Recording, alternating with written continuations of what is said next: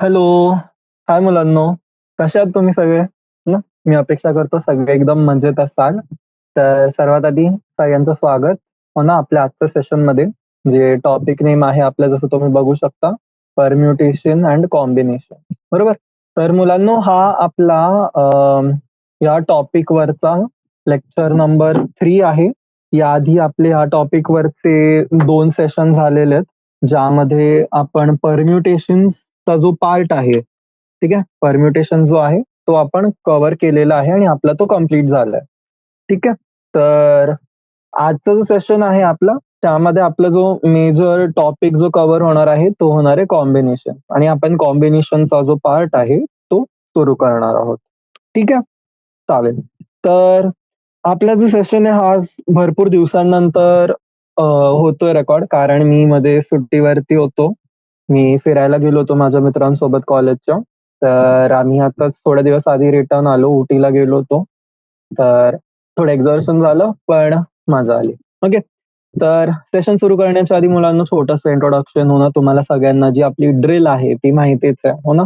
Session start करण्याच्या आधी आम्हाला स्वतःचं इंट्रोडक्शन द्यावं लागतं. तर जे मुलं मला ऑलरेडी ओळखतात त्यांना माहितीच आहे माझं नाव.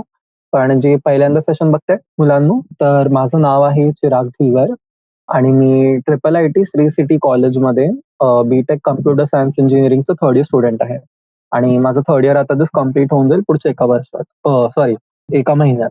तर चालेल मग अजून आपण वेळ न वाया घालवता आपण जो सेशन आहे आपला तो सुरू करूयात. ठीक आहे? तर परम्युटेशनचं फक्त एकदा आपण एक क्विक रिकॅप करून घेऊयात.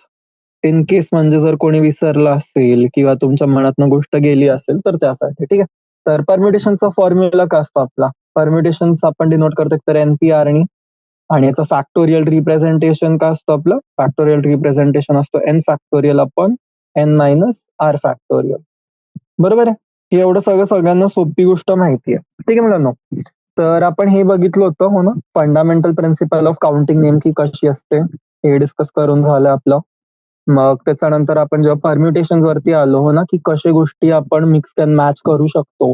केवढे पॉसिबिलिटीज आहेत त्याच्यासाठी, हो ना, वर्ड्सला. जर सपोज रिपिटिशन होते, जर आयडेंटिकल रिपिटिशन होते तर काय केस बनते. जर आयडेंटिकल रिपिटिशन नाहीये, तर तेव्हा कशी केस होते. जर 1 पेक्षा जास्त गोष्टी, हो ना, जर 2, 3, 4 किंवा 5 युनिक गोष्टी ज्या आहेत माझे सपोज ते रिपीट होतायत, तर तेव्हा काय कंडिशन बनते, तेव्हा काय केस बनते, राइट? आपण हे सगळं बघितलंय.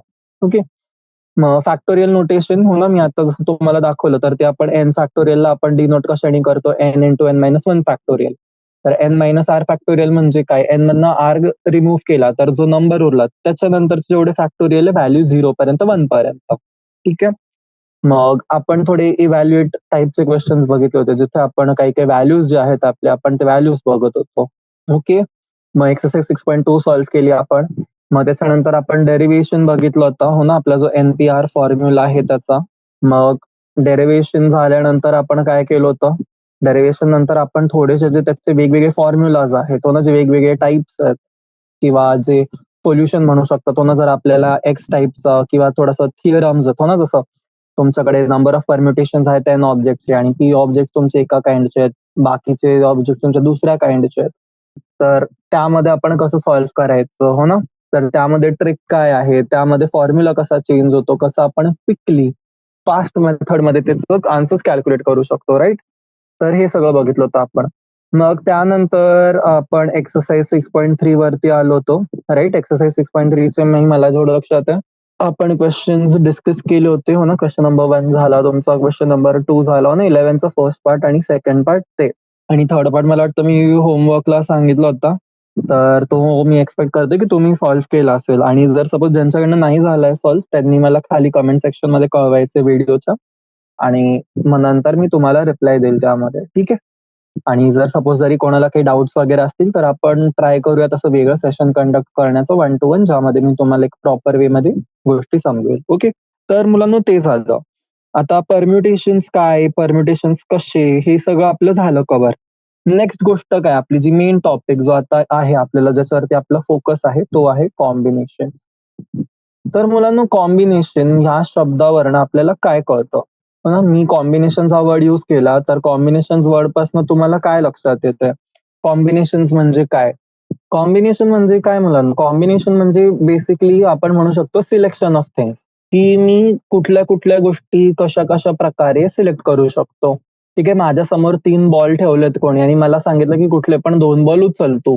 तर मी ते उचलेल. पण मग आता त्यामध्ये मी ते कुठल्या ऑर्डरमध्ये उचलेल? हो ना, 3 वेगवेगळे बॉल आहे. यार मी 3 पैकी किती गोष्टी घेऊ? मी एकच गोष्ट घेऊ, मी 2 गोष्ट घेऊ, की मी तिन्ही गोष्टी घेऊ? जर 1 घेतोय तर कुठली घेतोय? 2 घेतोय तर पहिली कोणती घेतोय? 3 घेतोय तर ती काय मेथडमध्ये घेतोय मी? हो ना? तर जेव्हा मी वर्ड सिलेक्शन यूज करतोय, हो ना? तर सिलेक्शन हा शब्द तुमचा तेव्हा यूज होतो जेव्हा जी ऑर्डर आहे तुमची त्या गोष्टीची ती इम्मटेरियल आहे. ओके. म्हणजे सपोज एक्झाम्पल घेऊ आपण कन्सिडर करू, की माझ्याकडे 3 व्हेरायटीज आहेत एका प्लांटचे. ठीक आहे. 3 व्हेरायटीज आहेत माझ्याकडे ऑफ अ प्लांट. ठीक आहे. एक वृक्ष आहे, झाड आहे माझ्याकडे ज्याची 3 व्हेरायटीज आहेत. ठीक आहे. एक व्हेरायटी आहे V1, एक व्हेरायटी आहे V2 आणि एक व्हेरायटी आहे माझ्याकडे V3. ठीक आहे. आता मला कोणी सांगितलं, की "बाबा तू याच्यामधनं 2 व्हेरायटी सिलेक्ट कर." काय सांगितलंय मला, की मला या 3 व्हेरायटीज पैकी मला सिलेक्ट करायच्या 2 व्हेरायटीज. आता मी 2 व्हेरायटीज किती वेजमध्ये सिलेक्ट करू शकतो? मी एकतर V1, V2 घेऊ शकतो. मी एकतर V2, V3 घेऊ शकतो. नाहीतर मी V1, V3 घेऊ शकतो. ठीक आहे. तर हा जो सिलेक्शन आहे मुलांनो तुमचा, हा एक सिलेक्शन झाला, हा तुमचा दुसरा सिलेक्शन झाला, हा तुमचा तिसरा सिलेक्शन झाला. ओके. तर हे जे मुलांनो तुमचे 3 जे सिलेक्शन्स आहेत ना, हे 3 सिलेक्शन जे आहेत तुमचे याला आपण म्हणतो कॉम्बिनेशन. ठीक आहे. जो इंडिव्हिज्युअल सिलेक्शन आहे ना, हा 1, हा 2, हा 3 हे तुमचे तिन्ही इंडिव्हिज्युअल सिलेक्शन्स जे आहेत, ते आहेत तुमचे कॉम्बिनेशन. ओके. कळलं? तर टोटल 3 जे तुमचे ऑब्जेक्ट्स आहेत, हो ना, ज्यामध्ये मी 2 ऑब्जेक्ट्स एका टाईमला घेतोय. ठीक आहे. काय म्हणालोय मी स्टेटमेंट लक्षात ठेवा. ठीक आहे. मी काय केलं, मी 3 ऑब्जेक्ट्स आहेत माझ्याकडे, राइट? 3 ऑब्जेक्ट्स कुठले होते आपल्याकडे ह्या केसमध्ये होतं V1 होतं, V2 होतं आणि V3 होतं, राइट? तर माझ्याकडे जेव्हा 3 ऑब्जेक्ट्स आहेत V1, V2, V3 आणि 3 ऑब्जेक्ट्समधनं मला सिलेक्ट करायचे 2 ऑब्जेक्ट्स. ठीक आहे. 3 ऑब्जेक्ट्समधनं मला सिलेक्ट करायचे 2 ऑब्जेक्ट्स. हे किती वेजमध्ये करू शकतो मी? हे मी करू शकतो 3 वेजमध्ये. ओके. तर मुलांनो 3C बरोबर? 3 काय झालं तुमचं ऑब्जेक्ट सिलेक्ट किती करायचे तुम्हाला? 2 तर 3C2चं आन्सर काय आलं? 3C2चं आन्सर आलं तुमचं 3. ठीक आहे. तर आता इन जनरल हो ना, आता हे तर मी तुम्हाला एका व्हॅल्यूसाठी सांगितलं. अजून तुम्हाला याचं फॅक्टोरियल रिप्रेझेंटेशन पण मी नाही सांगितलं ना कसं येणार आहे. पण आता हे बघा नोट करा. मला जेव्हा या स्टेटमेंटला मला जनरलाइज करायचंय. काय म्हटलो मी? मला या स्टेटमेंटला जनरलाइज करायचं ना, की माझ्याकडे बाबा चला एन ऑब्जेक्ट्स आहेत माझ्याकडे. बरोबर? एन ऑब्जेक्ट्समधनं मला आर ऑब्जेक्ट्स सिलेक्ट करायचे. ठीक आहे. काय करायचंय मला? आर ऑब्जेक्ट्स जे आहेत मला ते सिलेक्ट करायचे आहेत. ओके. तर याला मी डिनोट कसं करेल? याला मी डिनोट करेल माझं एन-सी-आरने. ठीक आहे. तर मी जेव्हा याला एन-सी-आरनी डिनोट करेल, तर मुलांनो एन-सी-आरचा जो तुमचा फॉर्म्युला असतो ना, तो काय असतो तुमचा? Factorial formula. एन-सी-आरचा फॅक्टोरियल फॉर्म्युला काय असतो? कोण सांगणार आहे मला? माहिती आहे कोणाला? नाही? चला ठीक आहे. तर नेक्स्ट बघूयात आपण हे. ठीक आहे. तो एन-सी-आर जो असतो तुमचा, तो आपण जो फॅक्टोरियल रिप्रेझेंटेशन आहे त्याचा, तो आपण डिनोट करतो N factorial upon R factorial into N minus R factorial. ठीक आहे. आता हे बघा, आता आपण इकडे बघूयात जे आपलं रिलेशन आहे, हो ना, परम्युटेशनमध्ये आणि कॉम्बिनेशनमध्ये. ओके. चला. तर हे बघा, रिलेशन हो ना, हेडिंग देऊ शकता तुम्ही. Relation between N-P-R and N-C-R. ठीक आहे. तर आपल्याला एक गोष्ट ही बघा, ही नोट करायची. एन-पी-आर जो असतो तो तुमचा असतो NCR into R factorial. Okay. म्हणजे काय झालं तुमचं? एन-सी-आर काय झालं? एन-सी-आर आपलं झालं एन-पी-आर अपॉन आर फॅक्टोरियल. बरोबर? ही झाली इक्वेशन 1. आता एन-पी-आर काय होतं आपलं? एन-पी-आर होतं आपलं N factorial upon N minus R factorial into R factorial. हा झाला तुमचा एन-सी-आरचा फॉर्म्युला. ठीक आहे. काय केलं आपण? सबस्टिट्यूट केली आपण इक्वेशन याच्यामध्ये, हो ना? याच्यामध्ये आपण एन-पी-आरची व्हॅल्यू सबस्टिट्यूट केली. तर आपल्याला आन्सर भेटलं एन-सी-आरचं. काय आलं, एनसीआर आलं तुमचं N factorial upon N minus R factorial R factorial. ठीक आहे. ओके मुलांनो, ही गोष्ट आपल्याला काय करायची, ही गोष्ट आपल्याला लक्षात ठेवायची. हा जो फॉर्म्युला आहे आपला तो. ठीक आहे. आता अजून एक गोष्ट जी आपल्याला माहिती पाहिजे, आपल्याकडे अजून एक फॉर्म्युला आहे एनसीआर साठी. ठीक आहे. Another formula for NCR. ठीक आहे. तर हा काय तुमचा N into N minus one into N minus two up till N minus R plus one upon 1 into 2 into 3 into up till R. ठीक आहे. हा अजून एक फॉर्म्युला आहे. तर चला आपण एक काम करूयात, आपण घेऊयात एक अजून एक एक्झाम्पल क्वेश्चन. ठीक आहे. तुम्हाला फाइंड करायची आहे व्हॅल्यू एनसीआर ची. एक सेकंड मुलांनो, सॉरी. काय करायचंय तुम्हाला, पेंटा माझा जरा त्रास देतोय. वा, बंदच पडला हा. मुलांनो एक मिनिट द्या मला फक्त. Yep, okay. तर तुम्हाला एनसीआर ची व्हॅल्यू फाइंड करायची आहे जेव्हा तुमचा एन जो आहे, एन आहे 10 आणि आर जो आहे तुमचा, आर ची व्हॅल्यू आहे 3. ठीक आहे.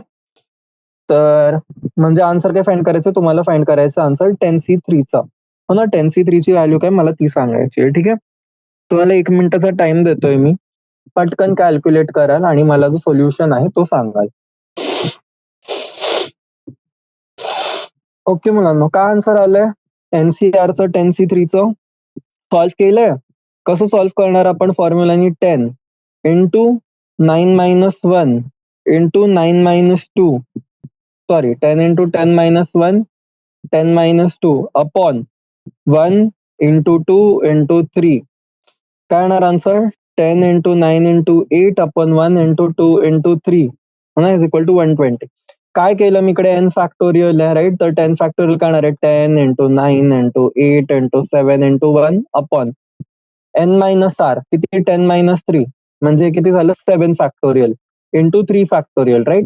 तर 7 फॅक्टोरियलनी माझं 7 फॅक्टोरियल कट झालं आणि 3 फॅक्टोरियल 3 इंटू 2 6, 6 नी काय कट झालं, इकडे 3 उरलं, इकडे उरलं 2, 3 2 जा 6, सॉरी 3 इंटू 4 12 इंटू 10. ठीक आहे. तो आन्सर आला आपल्याकडे 120. ठीक आहे. आता नोट करा मुलांनो, हो ना, थोडेसे पॉइंट्स आहेत 1-2 त्याच्यावरती आपल्याला लक्ष द्यायचं. फर्स्ट आहे आपल्याकडे NC0. NC0 ची व्हॅल्यू किती असते, NC0 ची व्हॅल्यू असते 1. सेकंड पॉइंट आहे NC1. NC1 ची व्हॅल्यू किती असते n. Third point NCN. NCN ची व्हॅल्यू किती असते 1. आणि NCR असतं तुमचं NCN मायनस आर. ठीक आहे.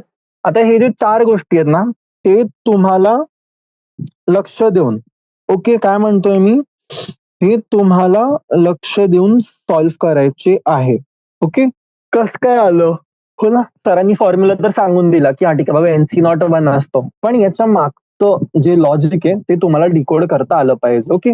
तर एनसी नॉट म्हणजे काय लागणार फॉर्म्युला माझा, एन फॅक्टोरियल राईट.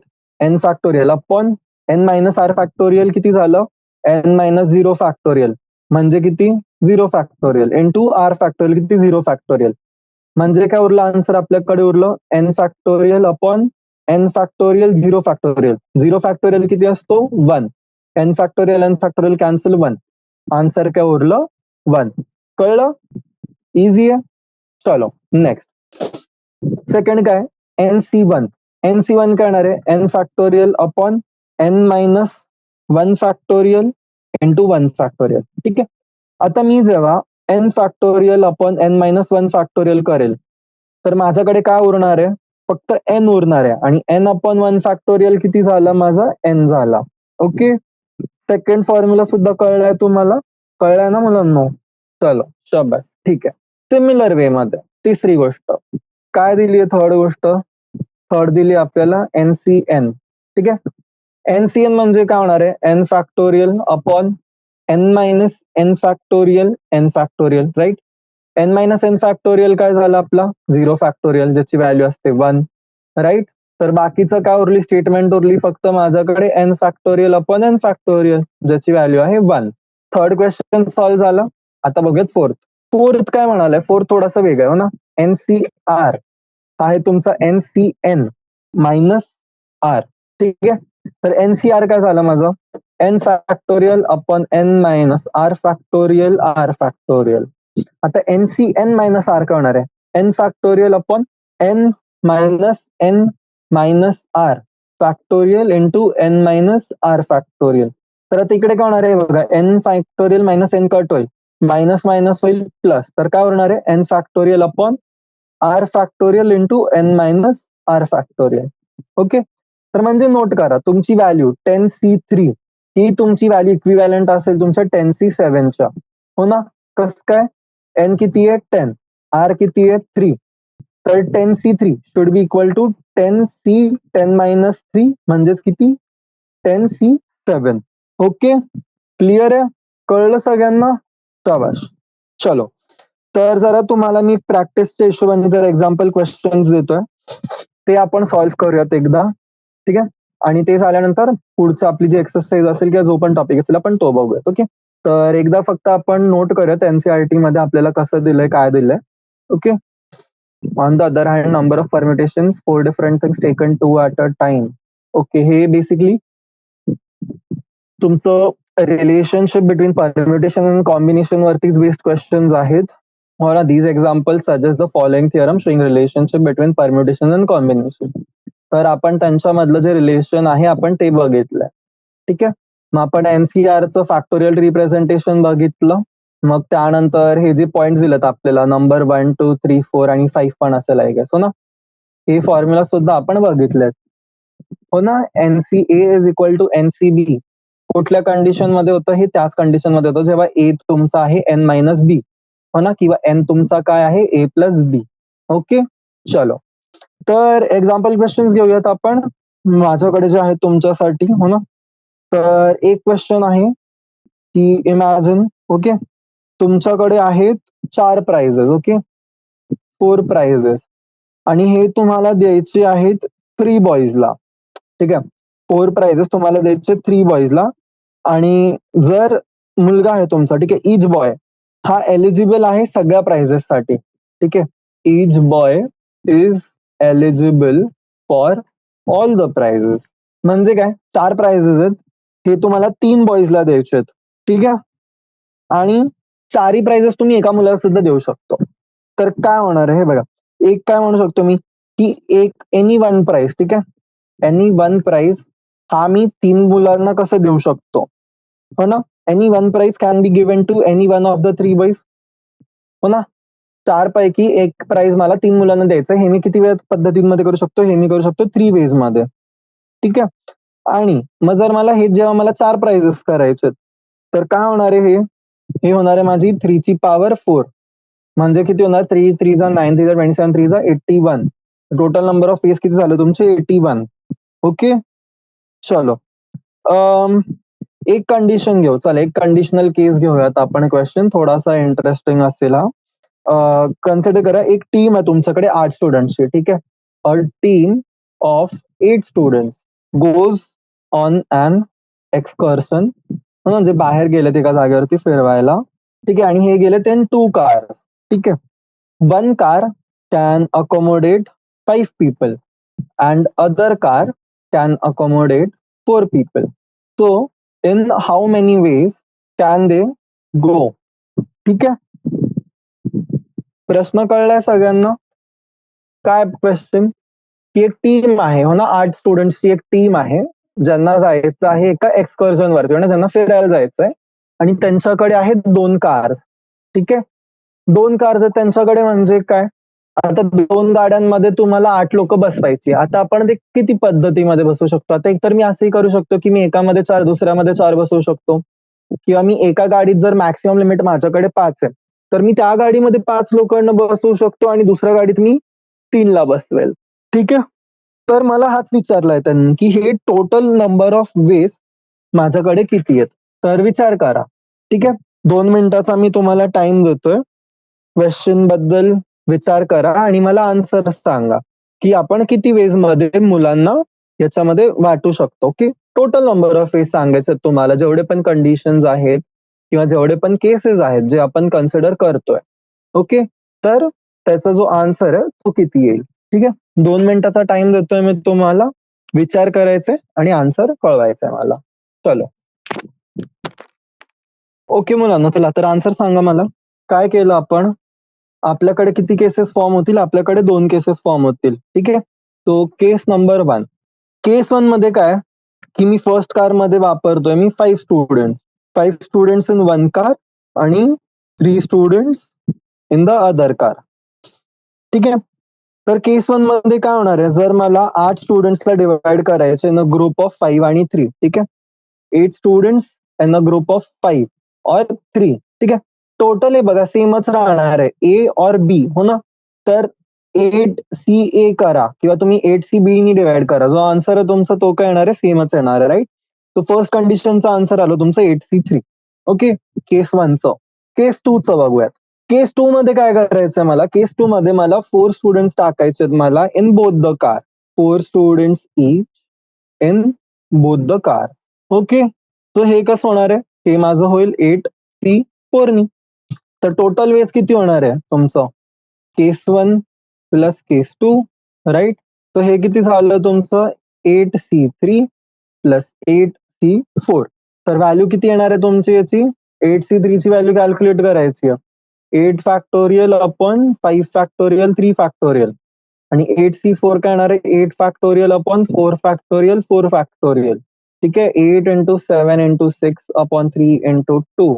8 7 जा 56 आणि याचं किती येणार आहे, 8 into 7 into 6 into 5 upon 4 into 3 into 2. 6 नी 6 कॅन्सल, 4 नी 2, 7 2 जा 14 इंटू 5 70. तर 50 प्लस 76 किती झालं, आन्सर झालं तुमचं 126. ओके. क्लिअर आहे, कळलंय सगळ्यांना.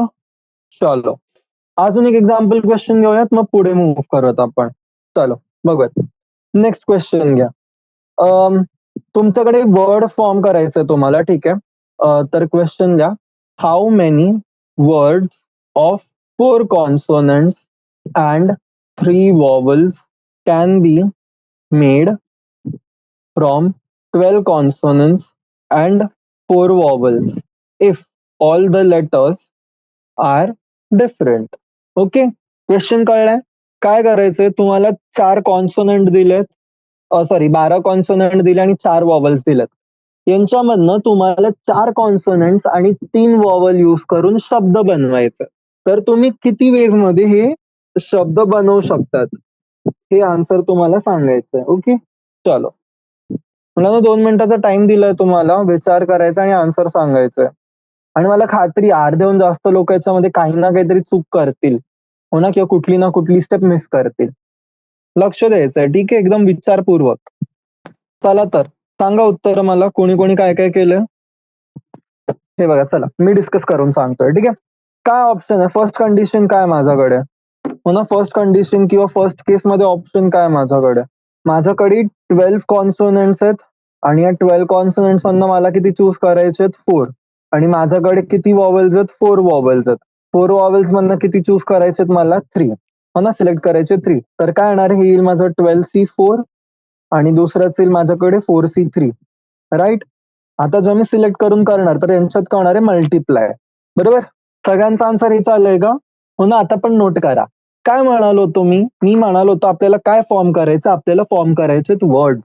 बरोबर. आता वर्ड्स फॉर्म करायचेत मला, म्हणजे काय, जी सिक्वेन्स आहे माझी ती पण मॅटर करेल, की मी फर्स्ट पोझिशन कोणाला देतोय, मी सेकंड पोझिशन कोणाला देतोय, मी थर्ड पोझिशन कोणाला देतोय, राईट. बरोबर ना. तर जर माझ्याकडे 4 कॉन्सोनंट्स आणि 3 वॉवल्स आहेत, तर टोटल किती अल्फाबेट झाले, लेटर्स किती झाले, 7. तर हा जो फायनल आन्सर आहे तो तुमचा मल्टिप्लाय होणार 7 ने. तर हा येणार आहे तुमचा फायनल आन्सर. ओके. चलो शबाश. क्लिअर इथपर्यंत सगळ्यांना कळलंय. पुढे मूव्ह करूयात आपण. चलो तर पुढे घेऊयात आपण थिअरम्स आणि एक्झाम्पल क्वेश्चन जे दिलेत आपल्याला ते. ओके. तर हे पण जरा इम्पॉर्टंट आहेत, हे तुम्हाला तुमच्या बोर्ड एक्झाम्स मध्ये सुद्धा येऊ शकतात.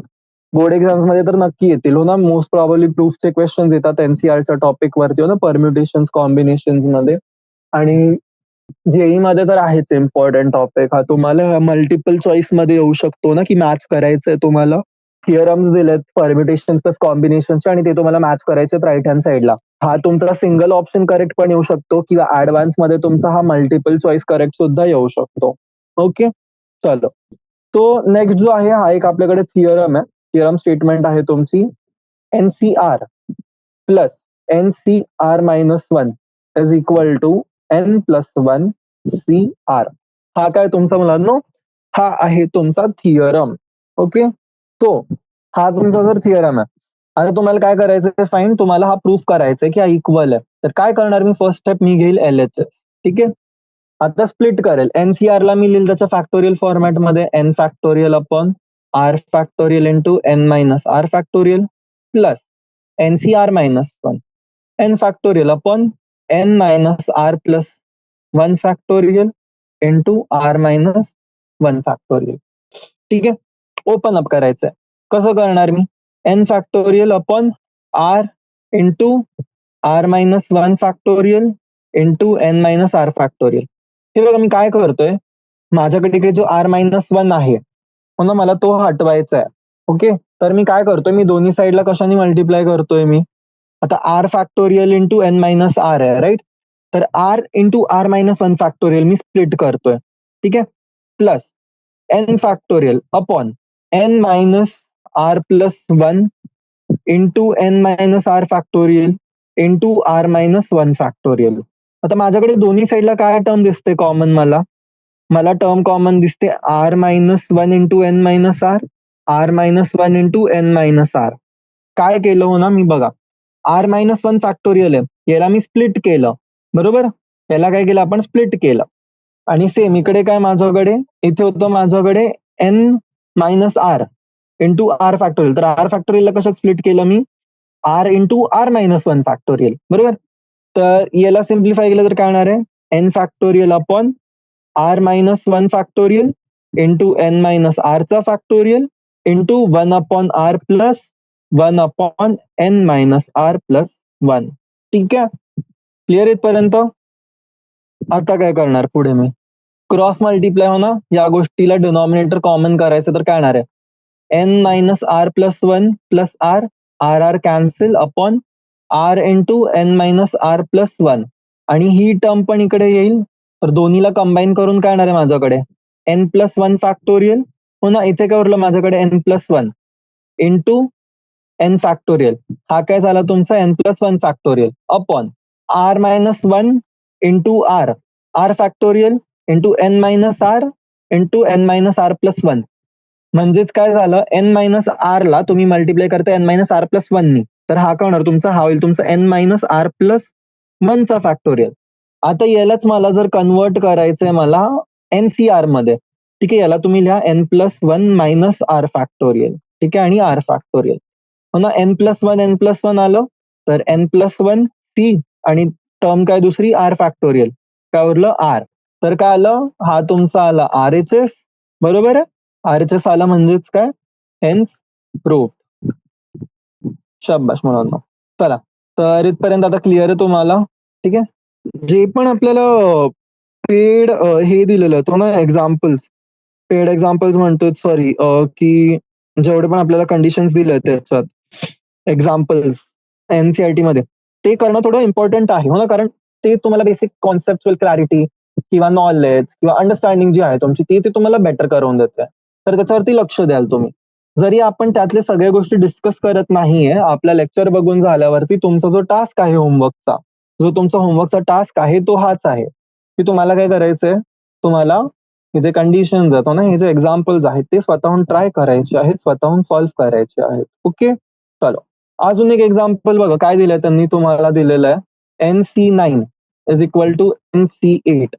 तर फाइंड काय करायचं आपल्याला, फाइंड करायचे NC17. आता नोट करा, NC9 तुमचं कशाची इक्वल आहे, NC8. आपण काय बघितलं होतं कंडिशन, की माझा NCA हा माझा इक्वल टू असतो माझा NC N मायनस R. ठीक आहे, जर NCR आहे हा इक्वल टू असतो तुमचा NCN मायनस R. तर तिकडे R काय दिलाय, R दिलाय मला 9 आणि N मायनस R किती दिलाय मला 8. आता R जर 9 आहे माझा, तर N मायनस 9 तुमचा 8 आहे, तर N किती आला तुमचा 8 प्लस 9 म्हणजेच किती आला 17. क्लिअर आहे, काय बोललो मी एकदम फटाफट ना, 2 मिनिटातच सांगून दिलं.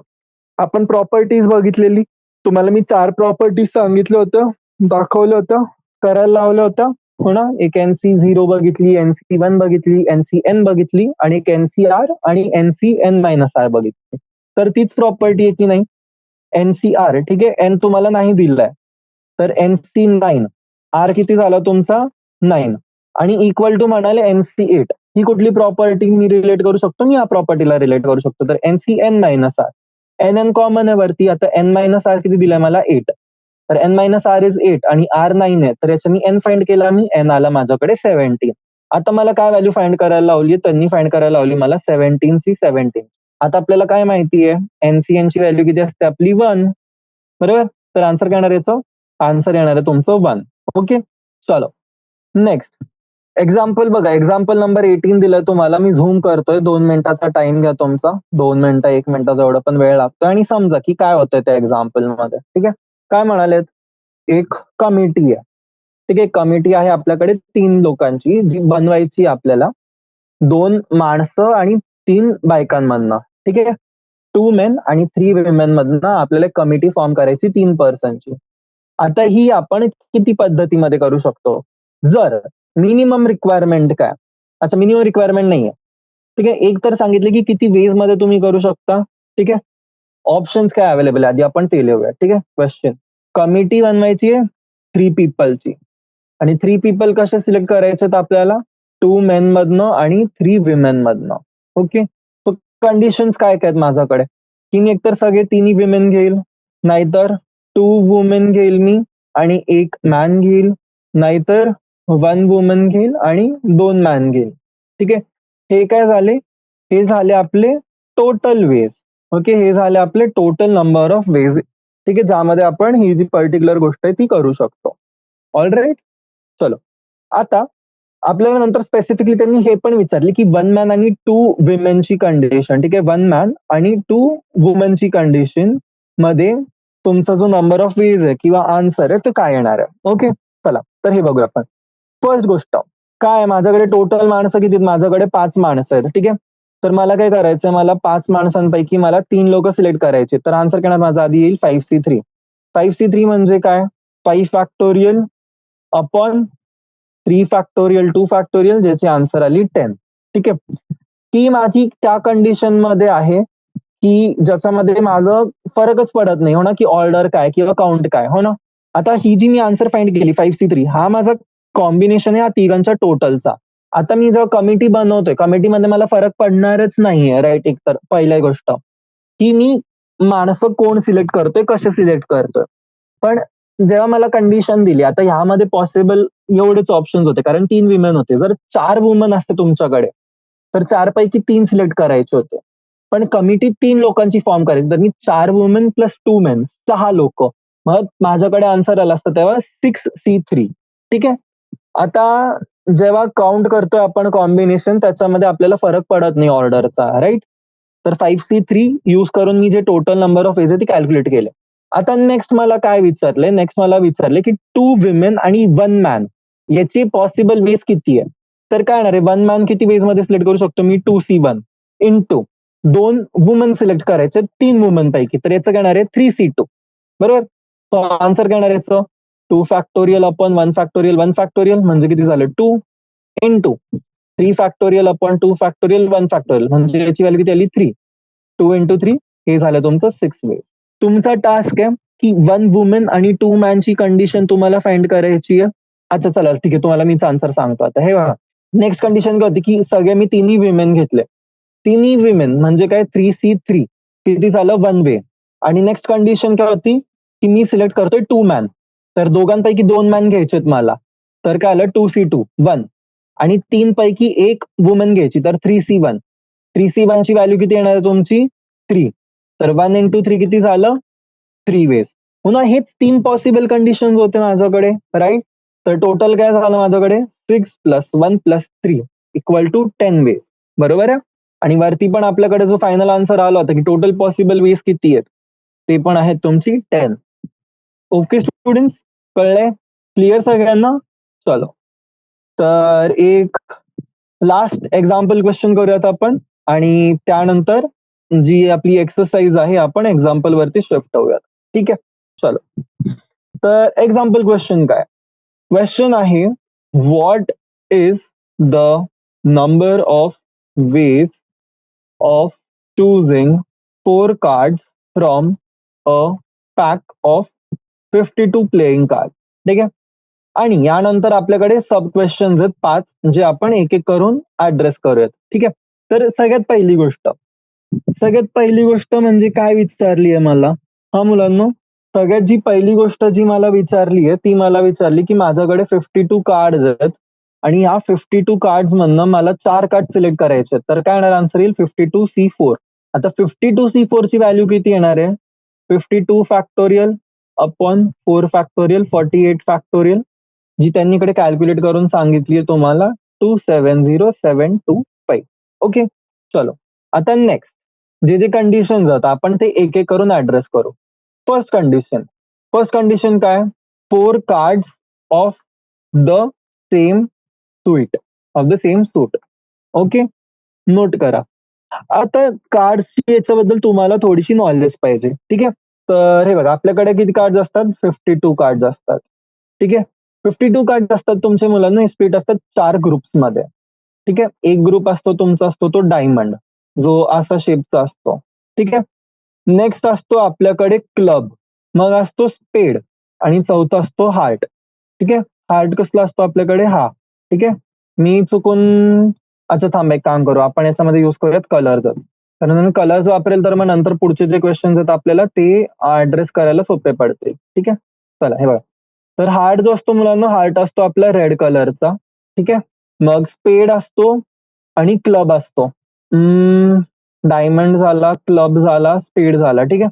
तर क्लब माझ्या हिशोबाने हा असतो आपला आणि स्पेड असतो हा. तर क्लब आणि स्पेड जे मुलांना असतात ना 2 हे तुमचे असतात ब्लॅक कलरचे. क्लब आणि स्पेड असतात तुमचे ब्लॅक कलरचे आणि डायमंड आणि हार्ट जो असतो हे असतात आपले रेड कलरचे. ठीक आहे. क्लिअर आहे?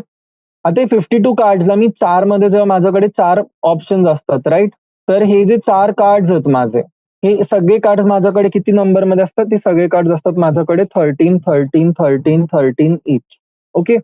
तर टोटल माझ्याकडे किती कार्ड्स झाले? माझ्याकडे आहेत एकतर 26 रेड आणि माझ्याकडे आहेत 26 ब्लॅक आणि बाकी काय माझ्याकडे डायमंड 13, क्लब 13, स्पेड 13 आणि हार्ट 13. ठीक आहे. ही तुमची झाली मेन जी काय बोलतो आपण जो तुमचा बेसिक नॉलेज आहे कार्ड्स बद्दल तो. ठीक आहे. तर हे एवढं मुलांना माहिती पाहिजे तुम्हाला. कारण याच्याशिवाय तुम्हाला हे नाही कळणार आहे. जे क्वेश्चन्स आहेत ते अटेम्प्ट करता येणार नाही. ओके. चलो. तो फर्स्ट कंडिशन काय दिली आपल्याला? चारही जे कार्ड्स आहेत आपले ते पाहिजे आपल्याला एका सेम सूटचे. म्हणजे काय? जे माझे 4 कार्ड्स आहेत ते तर माझे पाहिजे चारही कार्ड्स माझे पाहिजे डायमंड मधले किंवा माझे चारही पाहिजे मला स्पेड मधले किंवा चारही पाहिजेत मला हार्टचे किंवा चारही जे आहेत मला ते माझे पाहिजेत मला स्पेड याचे काय राहिलं आता क्लब. तर जे माझे पत्ते आहेत ते मला कशातले पाहिजेत? ते मला पाहिजे यांच्यापैकी कुठले? तर आता हे माझं कसं होऊ शकतं, की माझ्याकडे एकतर हे पाहिजे एकतर 13C4 कशासाठी? डायमंडसाठी किंवा एकतर 13C4 माझे जे मी सिलेक्ट केले ते माझे स्पेडचे झाले किंवा जे मी 13C4 माझे सिलेक्ट केले ते माझे मी हार्टमधनं सिलेक्ट केले. तर जे माझे 13C4 होते ते मी माझे सिलेक्ट केले क्लबमधनं. ओके. मुलांनो 1 मिनिट द्या मला फक्त. मुलांनो 1च मिनिटं मी आलो. तुम्ही एक काम करा तोपर्यंत हा जो क्वेश्चन आहे, हा सॉल्व्ह करायचा प्रयत्न करायचा आहे. ठीक आहे. तर आता हे बघा मी तुम्हाला काय सांगितलं टोटल रिक्वायर्ड वेज किती झाले माझ्याकडे एकतर 13C4 एकाचे पाहिजे किंवा 13C4 दुसऱ्याचे पाहिजे किंवा 13C4 तिसऱ्याचे पाहिजे किंवा 13C4 चौथ्याचे पाहिजे. तर टोटल वेज किती झाले माझ्याकडे 4 into 13 factorial upon 4 factorial 9 factorial ज्याचं आन्सर झालं 2860.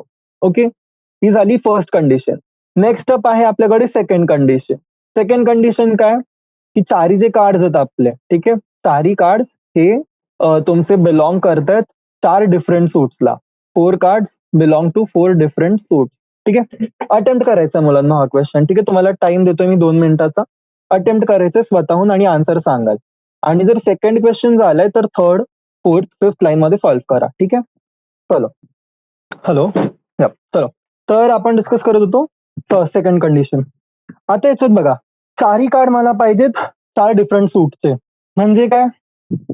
13C1 हो ना चारीला सिलेक्ट करण्याची वेज किती माझ्याकडे 13C1.